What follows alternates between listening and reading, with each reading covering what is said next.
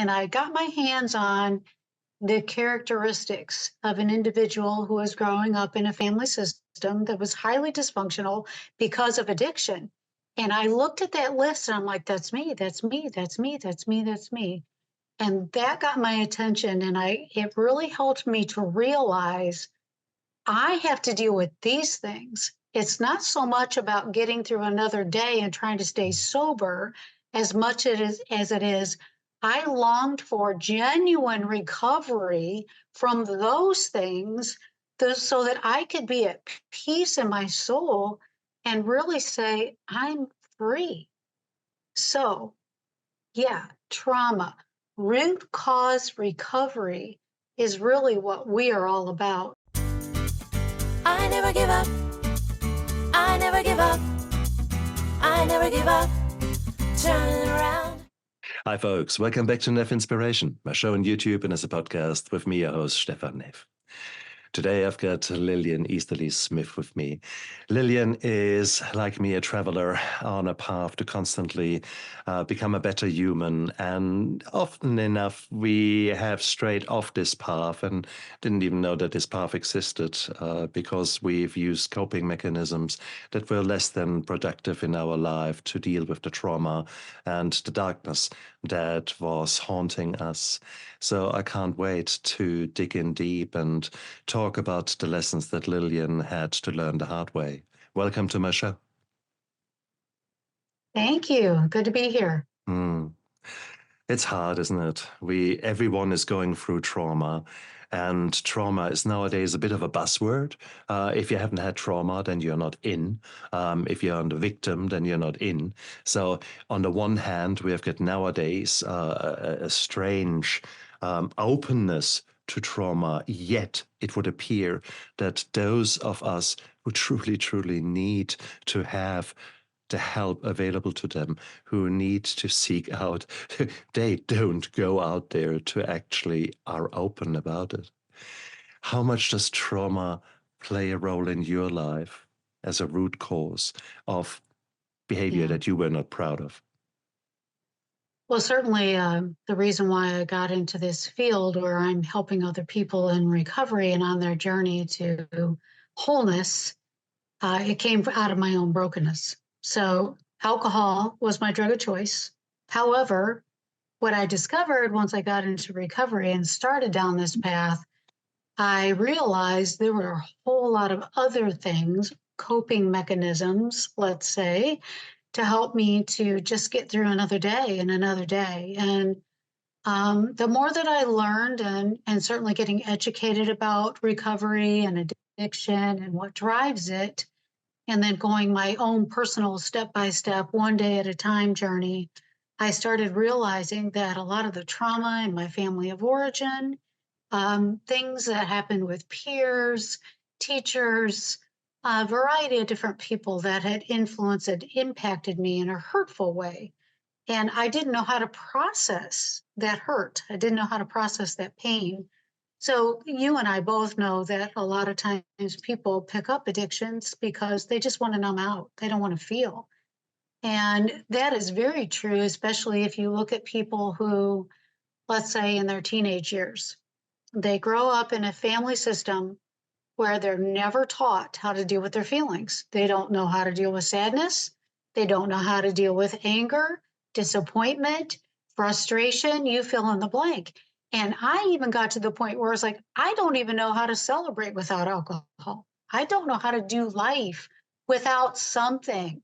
I know I can see on your face, this is resonating with you as well.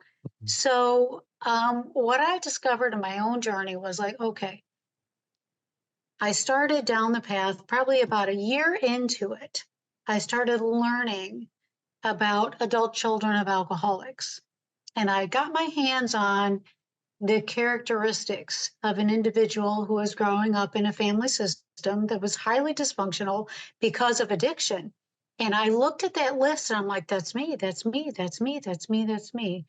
And that got my attention. And it really helped me to realize I have to deal with these things. It's not so much about getting through another day and trying to stay sober as much as it is I longed for genuine recovery from those things so that I could be at peace in my soul and really say, I'm free. So, yeah, trauma, root cause recovery is really what we are all about, as an organization. And that's how I do my counseling and my coaching. So there was a lot there, a lot of hurt. But the other thing that I've come to realize as well is that trauma isn't just bad things happen to you, because there were bad things that happened to me. Trauma is also the absence of good things. Mm.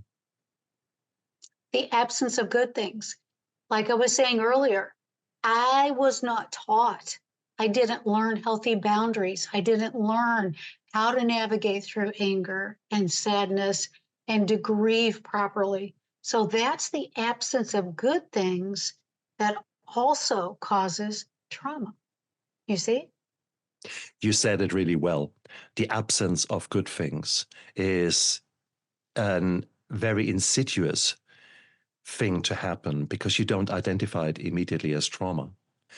In many cases, many people go through bad things in their life, yet they don't recognize it as trauma because there is not blood and gore, and there is this misperception that unless your friend has been blown up on the battlefield and you were wearing his guts around your neck, well, anything less than that is not a trauma. But that is so wrong.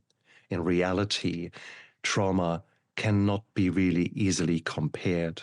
It's not a pissing contest, but on the contrary, what is completely innocent for one person is actually, with hindsight, a big trauma for someone else.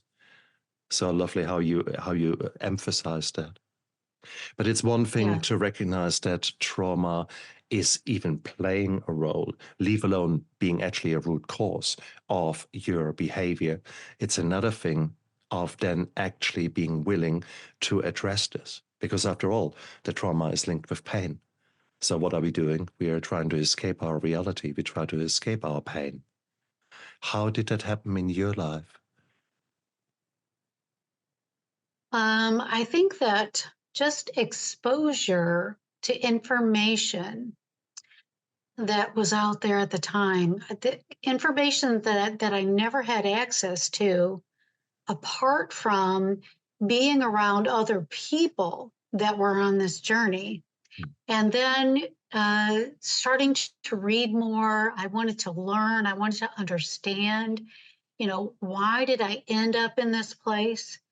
And how can I get better so that I don't go back to where I was? So that was a lot of what motivated me. Plus, I think as I considered the number of people that I had hurt because of my own behavior. So, and I'm sure you've heard the saying, hurt people hurt people. There's actually a book written by a gal who I went to a seminar, a conference one time, and she was actually one of the speakers, and she actually wrote a book called Hurt People, Hurt People. And this was many, many years ago. So again, identifying that I had hurt others, number one. Number two, realizing that there was hurt inside of me that I needed to tap into and to go through so that I could get to the other side. And that was the healthy way. So as I learned from others, I heard other stories, I read books, articles, listened to information, speakers, went to conferences, classes. I couldn't get enough. I wanted to learn. I wanted to understand what was driving this.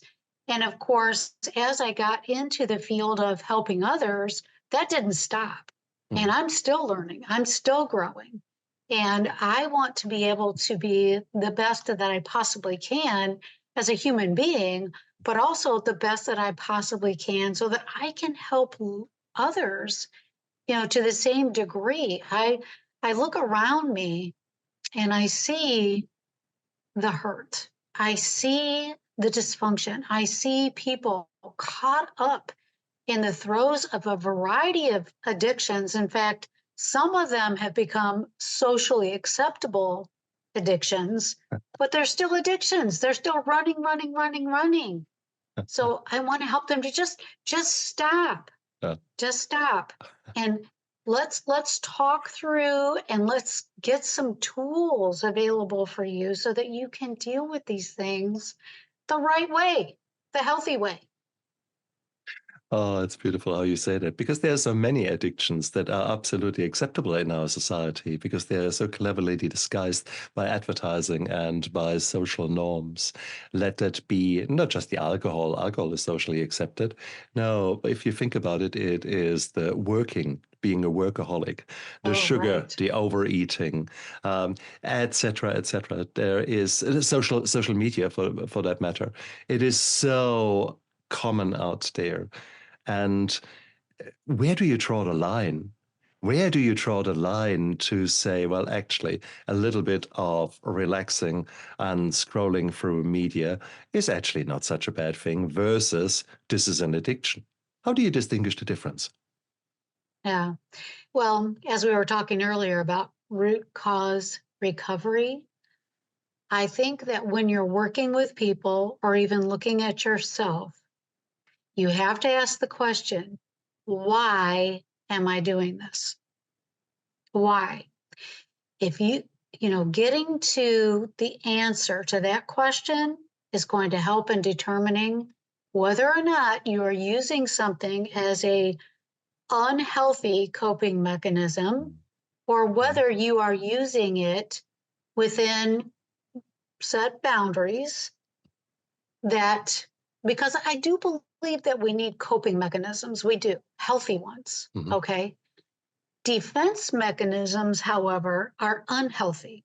So, is this preventing me from dealing with something that's deep inside of me that I know I need to deal with, that I'm running from? Or am I constantly going to this thing, this activity, or this substance because there's emotions within me that I don't know what to deal with or I don't want to deal with? Mhm. So we run and hide oftentimes. So, am I hiding in this activity? Am I using this so I don't have to feel? What are the reasons I'm doing this? And I think that for every human being, all of us should be asking ourselves that question on a regular basis, Mm. especially when we start doing certain things and we're noticing, wow, there's more frequency here. I'm doing this more often. Okay, why? What's going on in my life? You know, and you mentioned workaholism and food addiction. Those are the two that I find that people get stuck in and they don't take the time to ask the why question. Why am I working 60 hours a week, 70 hours a week? Now it's getting to the point where I'm even working through my weekends. I don't even know what it's like to have margin in my life where I can rest and relax, or I can't say yes to the things that people are asking me about because no, I can't. I'm busy. I have to work. I'm busy. I'm busy. And I was listening to another podcast, not long ago, and the speaker was saying, typically in the United States of America, there are a lot of people that are stuck in the cycle of workaholism and they wear busy as a badge of honor. So how are you doing? Oh, busy, busy. Mm. How you doing? Oh, busy, busy. How are you? Busy. Okay. It's like a badge of honor. Mm. And I was like, no, no, no, no, no, no. The pendulum is way over here and you got to swing it back and you got to create some balance in your life. And it's not to say that we can have balance all the time because, crisis situations happen. There are things that are going to cause us to go out of balance for a little while. But boy, we better know where that balance is and be able to get back to it at some point in time. So to answer your question, it's about trying to help people to identify why. Why are you doing this so often? And then also to break out of the denial, sometimes I think you have to, personally, as well as helping others, start paying attention to how often you're doing this and what's going on inside of you when you are doing it. So maybe start journaling about that or keep a record, keep a log. I know when I work with people that have food addiction, one of the first things I have them do, I said, okay, for the next 2 weeks, I want you to write down every single thing that you're eating, portion size, and I want you to start paying attention to what's going on inside of you when you are having that food. Write that down too. And then when they come back to me for coaching and counseling, boy, we're going to hit some spots there, and we'll be able to answer that question, why? But if you don't measure it, then you will never be able to do something about it. If you can't name it, you can't tame it. These are all platitudes, but they are so true. These are all so important in our life, yet the denial is such a strong part of any addiction and I believe any mental health problem. Because regardless how much you are drinking too much, you will say, "Me, I'm an alcoholic? No way. John over there, now look at him. Now he is drinking a lot." And often enough, people will not accept something. 95% of alcoholics are in denial about their dangerous drinking. And often enough, these people, and when I say these people, I was one of them in the past, we've surrounded us with the others that were drinking just as much or maybe just a little bit more so that we could feel safe, so that we could normalize the situation. Was that part of your life as well? Did you seek out those friends that made your own drinking, using far more acceptable? Yes, I'm thinking of people right now as you were sharing, and even, family members. Well, I'm not as bad as so and so, or I'm not as bad as my dad was. He was definitely an alcoholic.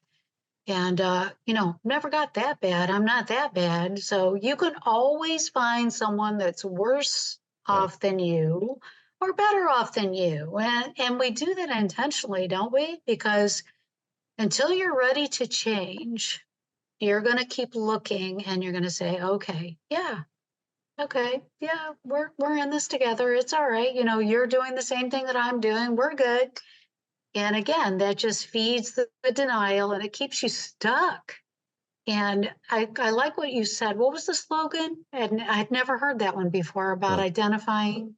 Well, if you can't name it, you can't tame it.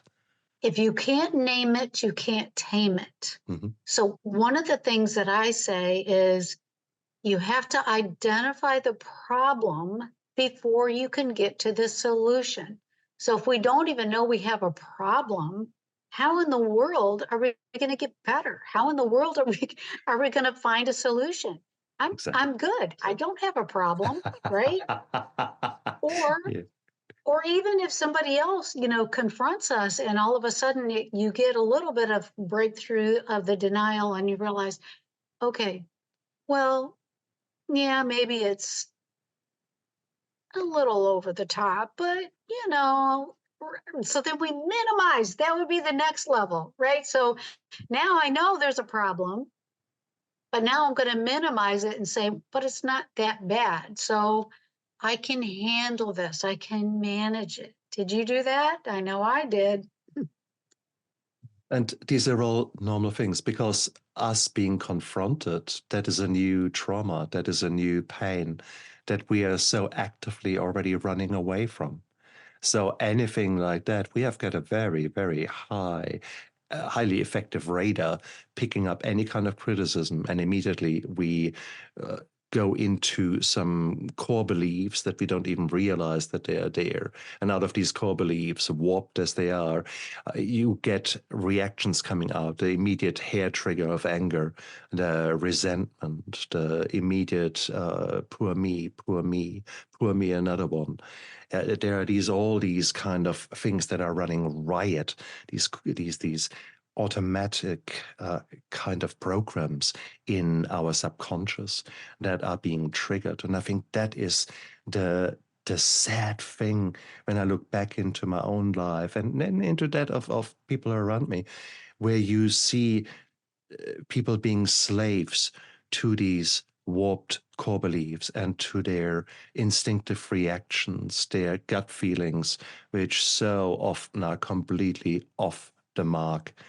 And I think that is the thing that often drives me to reevaluate what is happening within myself, where I want to know, hang on, is that actually true? What I'm just thinking? What I'm just feeling? Because feelings are nothing else than figments of my imagination, really, often enough. They're driven by catastrophizing and by weird things that came from my childhood, from maybe the generations before me, from my upbringing, from so many reasons. Same for you? Very true. Yes, I'm so glad you brought that up.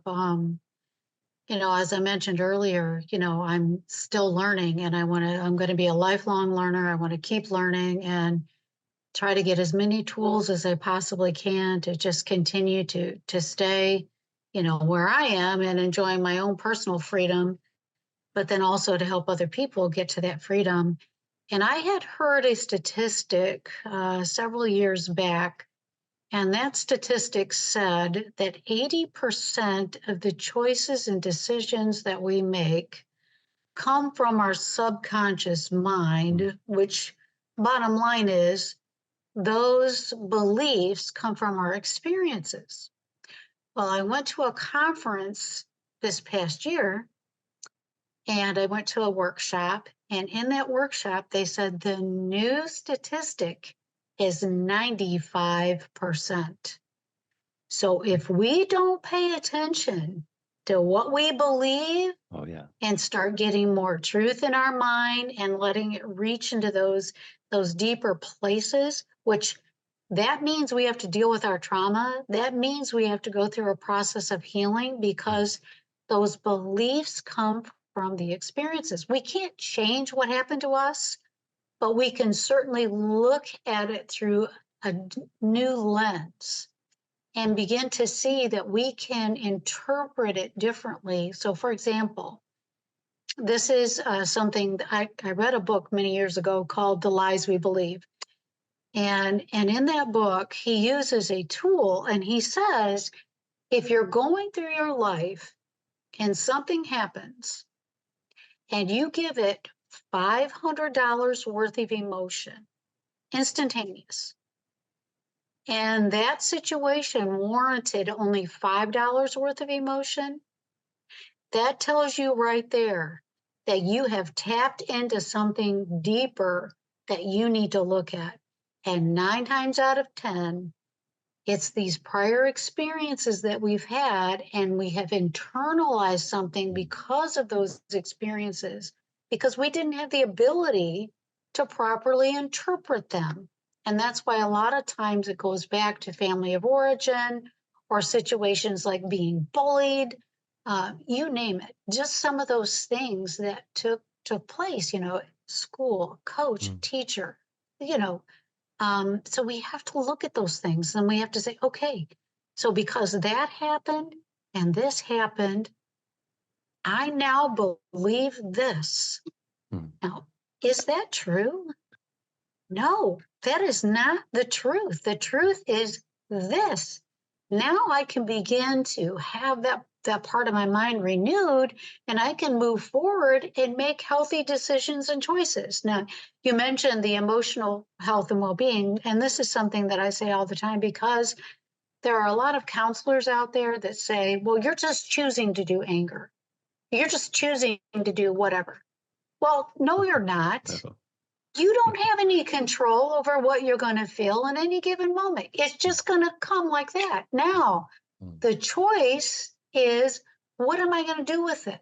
mm, So what I'm saying, what you should do with it, especially if it's $500 worth, is you need to sit down, you need to get pad and paper out and begin to journal and to really do mm, that introspective work and say, okay, where is this really coming from? And why am I like got road rage?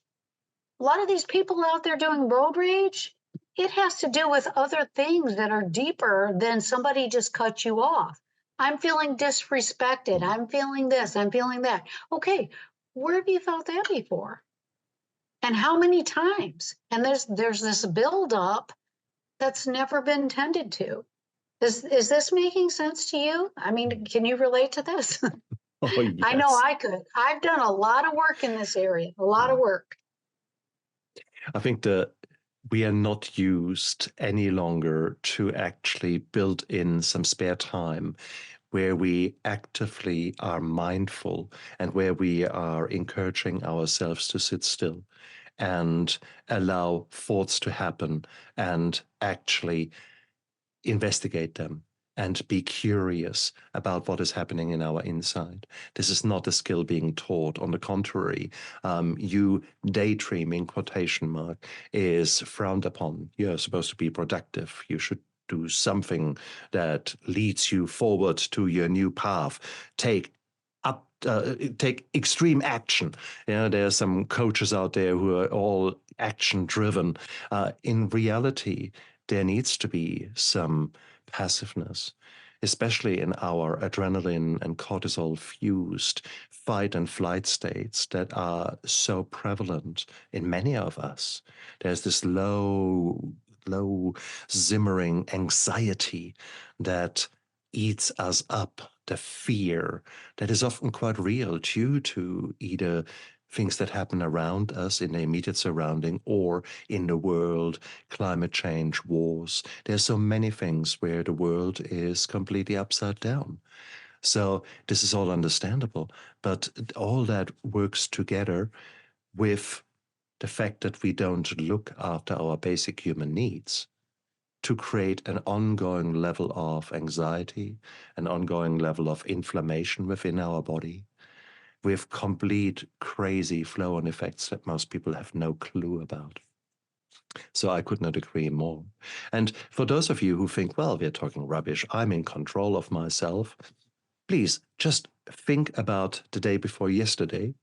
Tell me one thought that you had, one thought in very clear terms, in very clear words. You probably struggled to think of one. Now, if I tell you you had about 80,000 thoughts that day, can you see how much is running in your subconscious?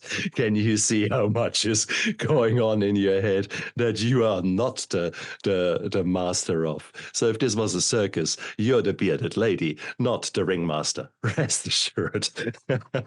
So, or the clown, however you want to look at it. Okay. Oh my goodness. But I've already alluded to my passion with regards to looking after the basic human needs. How do you look at things like nutrition as part of an integral part of counseling and of living your life to the fullest?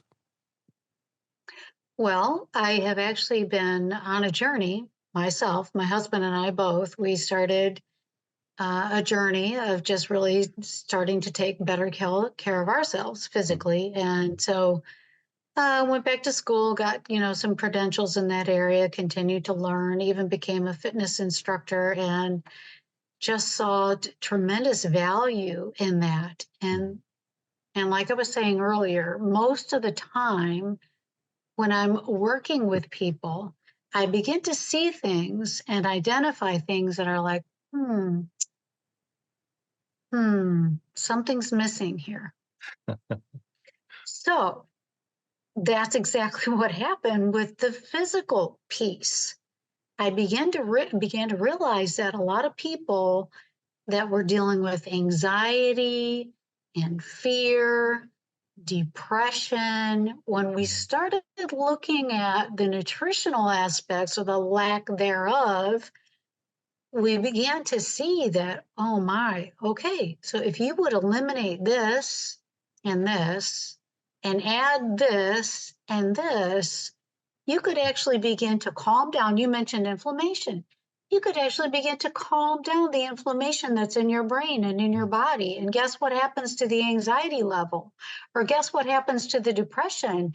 And then your mood begins to lift, right? Even supplements. That's one of the things we recommend as well. The majority of people are vitamin D deficient, especially if you don't live in the sunshine state of Florida, which is where I am. I've been here for 6 years, but I came from Michigan. The majority of the entire year was clouds. We had 2 or 3 months of sunshine. So what I found was vitamin D deficiency can cause depression. So let's start looking at the physical aspects. What is a person eating? And again, like I was saying earlier about keeping a food journal, let's see where they are and let's start doing some baby steps. Let's start making some changes. And then once they start reaping the benefits of that, and they start seeing, wow, the brain fog is lifting because I'm not consuming sugar 3 meals a day because I'm now a sugar addict. You know, white refined sugar is a drug. Mm-hmm. It affects the same neurotransmitters that cocaine does. So it is highly addictive. So people who are driven with anxiety, if they're doing a lot of sugar, caffeine, they just begin to make some of those changes. And now, you know, things start calming down. So that's why, you know, over the years, I started incorporating, you know, dealing with the whole person, including the physical aspects. It's huge.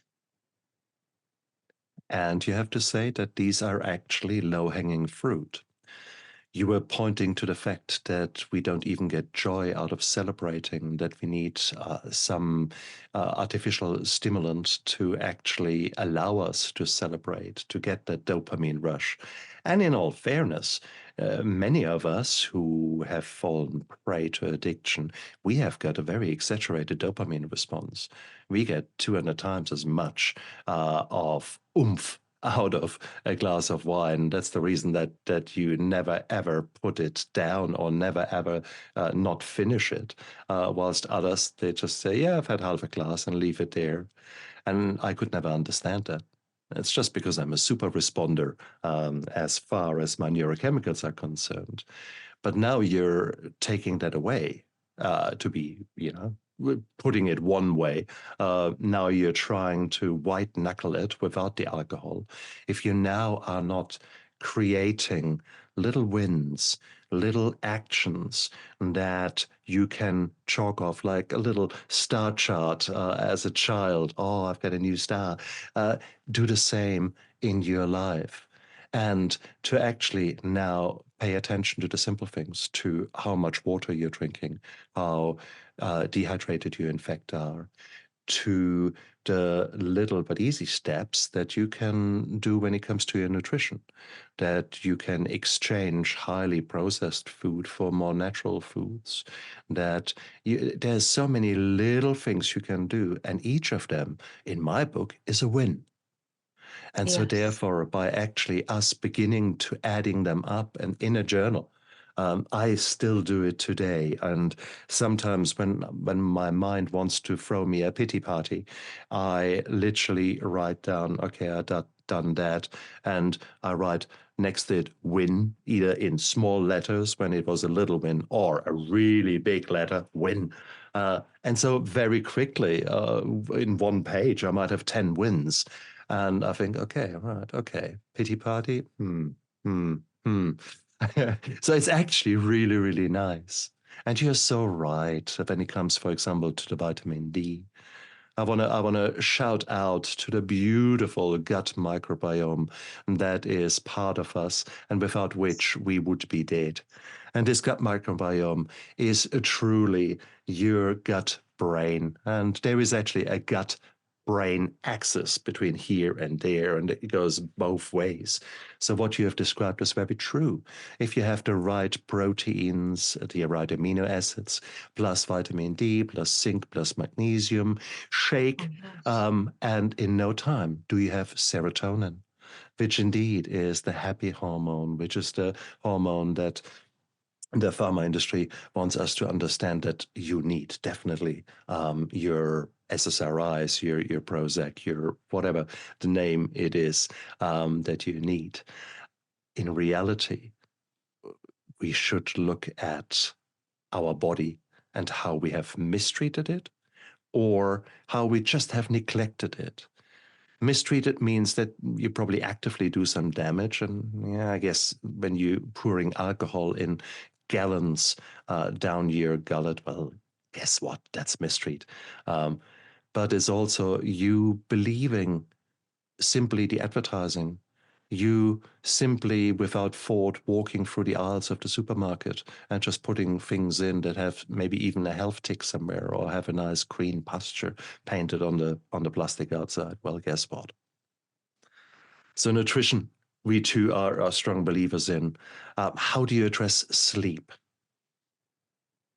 Oh, sleep is huge. And yeah, I always like to have people at least go in if they haven't had a good physical workup, blood work, and or they can do a hair analysis. I've actually have a relationship with a laboratory in Arizona, and I can actually send in hair analysis, and so we can really figure out those deficiencies that we were talking about earlier, because sometimes that could be what's driving the lack of sleep. The majority of people live their lives like sonic jets, and we were more designed to live our lives like camels and sleep anywhere from 7 to 9 hours. So if I get people in my office and they're saying, well, I'm lucky if I get 5, Mm, and I'm saying, that's a problem. mm, So we have to take a look at that, whether mm, that is a food issue, mm, whether it's you need structure and you need to mm, put systems in place, mm, like a winding down time at night, getting away from screens earlier than maybe what they are. That's a big problem these days. mm, Um, Food intake, too late at night. Now your body's working all night trying to digest that. You mentioned our gut, that's mm, very destructive to the gut. And, I've always heard that the gut is the second brain. It's almost like it's the first brain because our gut communicates more with our brain than the brain communicates with the gut. So it's critical.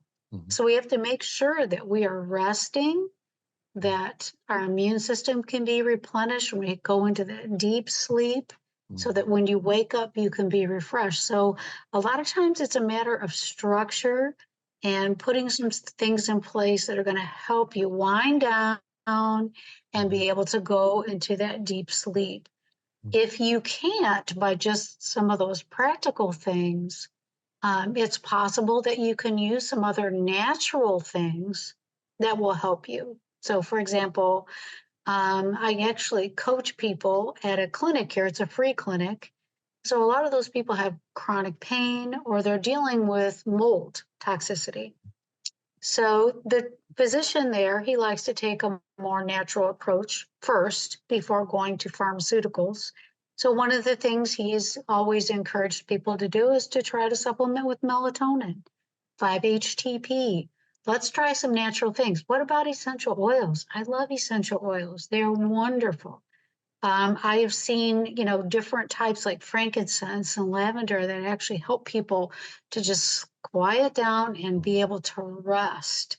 So mm, sleep is so important. I'm glad that you brought that up. It's mm, huge. mm. And for those of us who are coming out of addiction, how do you think we always went to sleep at night? I can't sleep tonight. Okay, so it's another glass of wine, or it's another glass of this, or it's let's smoke a joint, or it's right, That was the right. past. That's That's what true. we do, and but that's okay because I have to get my sleep. Which is actually bullshit. About Yes. 20% of people out there believe that a nightcap will help them sleep. Sleep is such an important bit, and the sleep architecture that we take for granted, this cycling in and out of deep sleep and REM sleep, which both have very, very important roles. One of them is to actually restore and help you to repair the brain as well as your body. The other one to deal with what has happened to you during the day before, to help you lay down memories or to help you deal with memories. Both of these things are very, very important. And guess what alcohol does? It completely destroys that. Yay. So those of you who think, I sleep better with a drink beforehand, maybe not. But I mean, if you now take away all the helpers, the alcohol, the joint, etc., how do you replace that? Yeah, and that's why it's going to be so important that you have a new system. Get used to creating just new strategies, try different things. What works for me may not necessarily work for you, but start somewhere. So unwinding, starting to dim the lights, before 2 hours before bedtime, stop the screens at least an hour or two before bedtime, get a good book, pray, meditate, do some things like that. Listen to instrumental music. Sound is so important. In fact, I had access to it's called whole tones, I believe, and the frequencies actually calm the brain and help the person to go to sleep. And a lot of these things are just things you're going to have to start with, and then eventually your body's going to adjust. And then you're going to find that, oh, okay, time for bed, you're going to look forward to those rituals. And then once you put your head down on the pillow, you're out. That's how, now when I go to bed at night, I'm out. That's it. That And that, wasn't always the case. oh, please, please. The 4 o'clock in the morning, ping. And now I present you all the nasty things and the bad thoughts for the last 40 years. The worst of Stephan, 4 o'clock in the morning. Where is this Yeah. coming from? And I see you Yeah. nodding. So you had similar Well, I don't know experiences. what you did during that time, but when I was dealing with, my own recovery and the trauma from the past, I learned that it was better instead of me laying there and just trying to fight it and to go back to sleep, just get up and write and think and pray. And then you can try to lay back down and go to sleep. And that worked for me. I always kept, a pad of paper and a pen right by my bed. And it was helpful. It really was. You got to get that stuff out of your mind, right? Get it out of your mind. Get it on paper. Here's the other thing that I learned. When you write things, pen and paper, you're literally changing the neural pathways in your brain. Let's write more. Absolutely.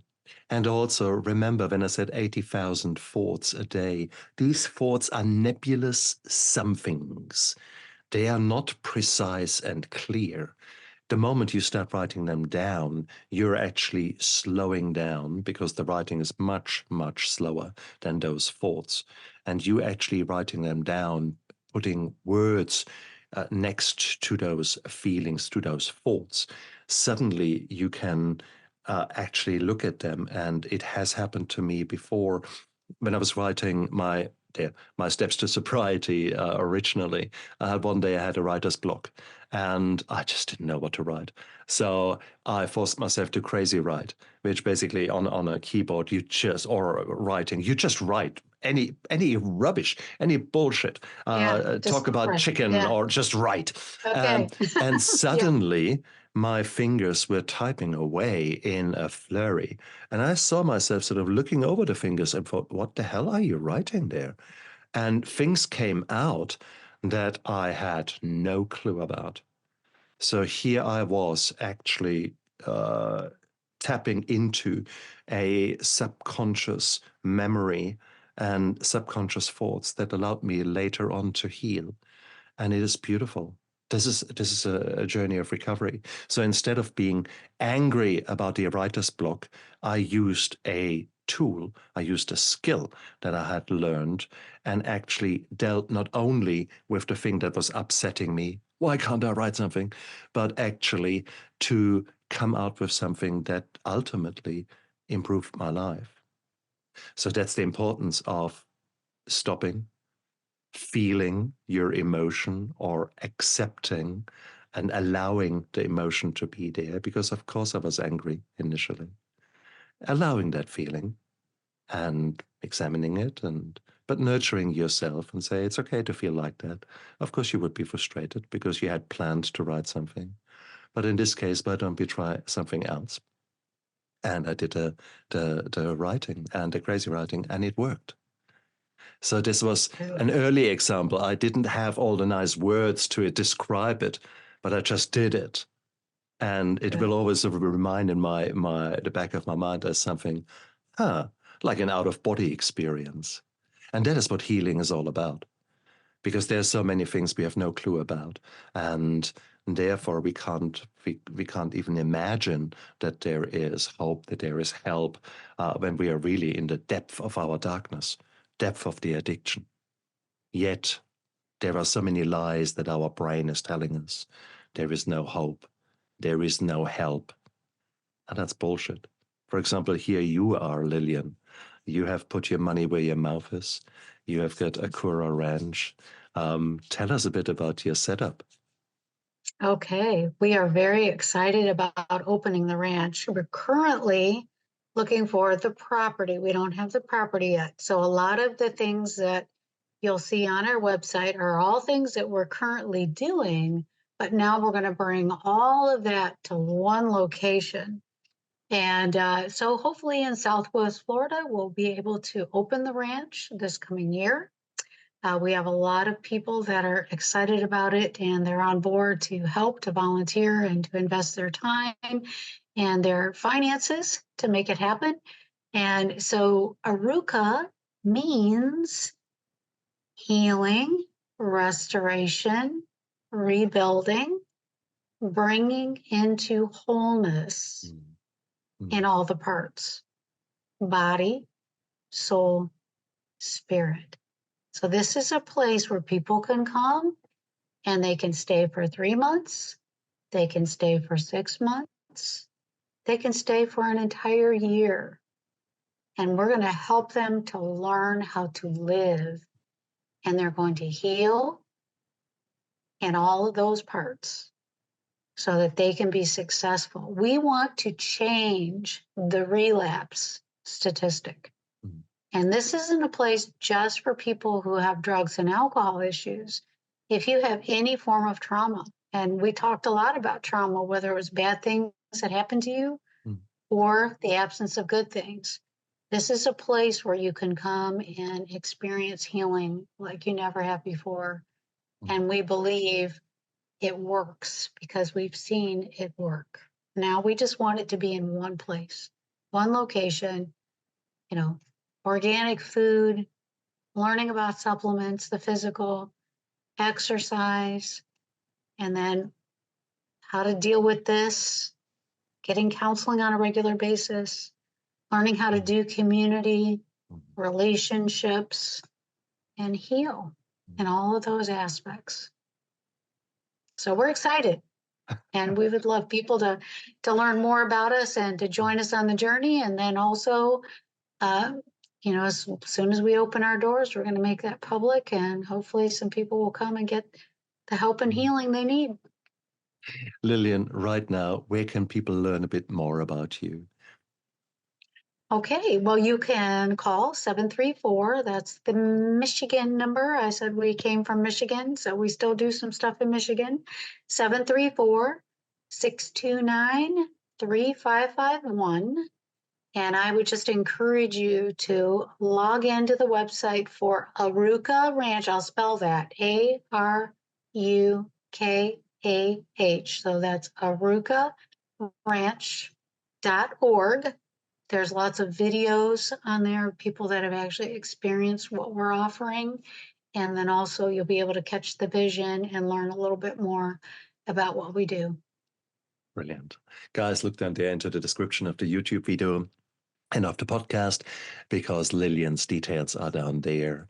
Lillian, thank you so much for your honesty, for your authenticity, for your ongoing belief in humans and the distinction between humans doing bad things versus being bad. Because addicts and people with mental health challenges, people with trauma in their past, often respond in not such nice ways, which affects themselves as well as the immediate people around them. So let's love the addict and hate the addiction. Let's provide simple but effective tools to go out there and create better versions of ourselves, which in turn, I am convinced, will make this world a better place. So Lillian, thank you so much for coming onto my show. Let's work together. Let's make that all happen. Let's go out there and shout it from the rooftops. There is hope. There is help. Yes. Yes, brilliant. There is. Thank you so much for being a lovely, lovely guest. Thank you. Thank you. Appreciate it. And you guys out there, look after yourself and live with intention. Bye. Bye. I never give up. I never give up. I never give up. Turn around.